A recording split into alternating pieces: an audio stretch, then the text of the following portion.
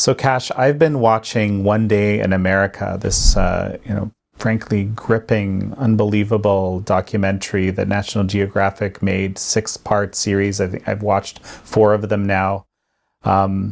Basically 9/11 from the perspective of people who survived 9/11. Unbelievable. It's the 20th anniversary of 9/11 that's coming up. I think we're going to have to talk about this. It's not just the 20-year anniversary, but that means an entire generations of Americans have been born and become adults since that tragic day. And I think it's worth time to discuss and educate some folks on our history there.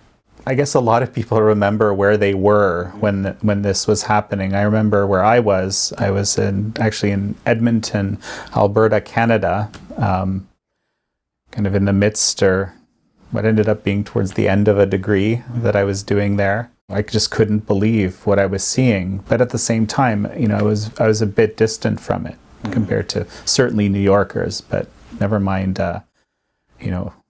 the people that were actually there on the site. And of course, frankly, Americans in general. Mm-hmm. Yeah, I mean, look, as a born and raised New Yorker, 9/11 hits you a little harder maybe than others.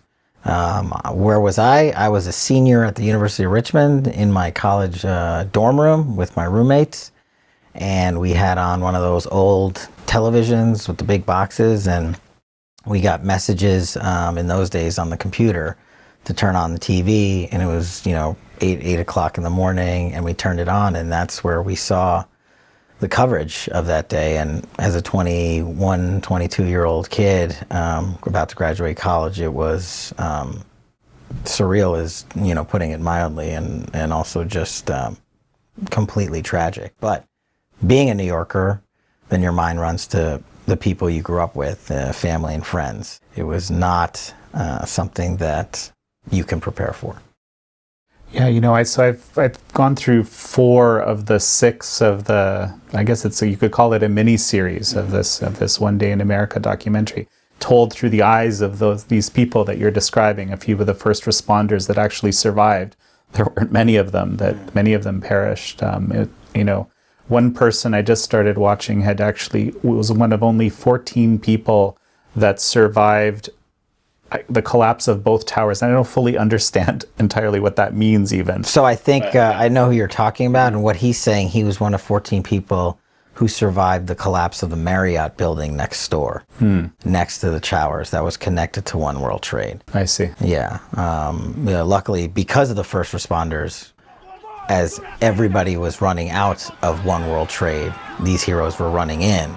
Literally thousands of people survived because they went up the firewall and up the staircase as the building was burning to get people out. And they did an unbelievable job on that day. You can't even train for something like that. You just, I'm biased, but when you're born a New Yorker and you're raised in that community, that's what you do. You don't get said no to. It's in your blood. And there was something else that kind of came through in there, and it was interesting. You would expect, of course, there was a ton of panic and so forth, but a number of the people were relating the fact that people were genuinely helping each other. Yeah. Through the process. Like I'm talking about the people civilians up in the towers, and the ones that made it, of course. From just the very next day, there was obviously a need for blood transfusions to treat the thousands of people that were injured.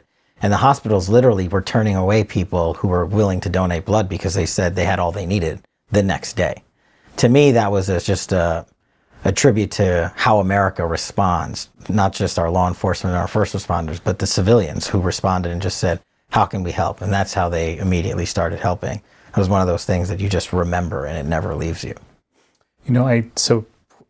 Approximately 3,000 people perished and another 6,000 were injured, and I suppose recipients of some of these transfusions. On that day, 2,977 Americans lost their lives in the 3 attacks. And what's probably not tracked as well is since the 20 years since, because of the toxicity of the fumes from the planes hitting the World Trade Center and the Pentagon, thousands of other people have lost their lives due to 9/11 related illnesses. So The death toll probably approaches more about close to 8,000 in the 20 years since. That's a lot. That is the single greatest terrorist attack in U.S. history.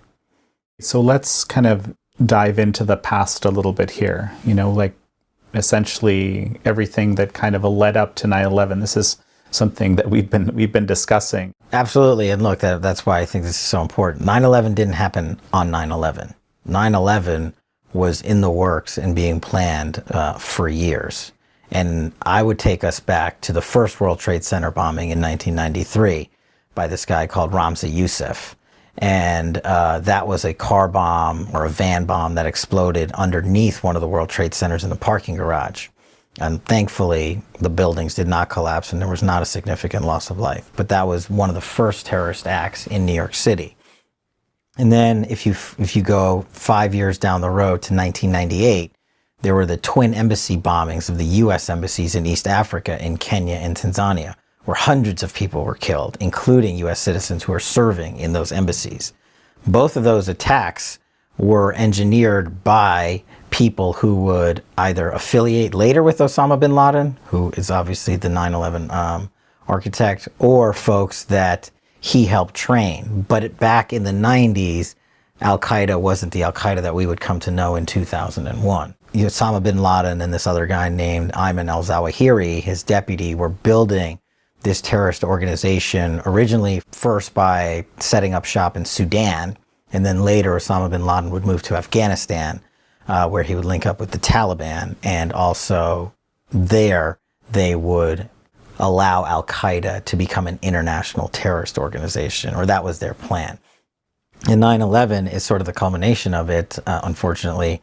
But there was an event that happened that a lot of people don't talk about just before 9/11, and it was the bombing of the USS Cole in the Gulf of Aden in the Middle East. And a number of U.S. Navy sailors lost their lives in that attack, which was also perpetrated by Al-Qaeda and at the behest of Osama bin Laden. And so these events were being planned against the United States, both on American soil and overseas against Americans, for a number of years. And part of the 9/11 Commission stuff, which we'll get to later, was to figure out why didn't we prevent 9/11. But that's a little bit of the history that leads up to 9/11, the genesis of Al-Qaeda, Osama bin Laden, and the reach that they ended up ultimately having. If you asked anyone before 9/11 whether somebody could fly a commercial airliner into the World Trade Center, people would have thought you were rightfully so crazy. And then they did it.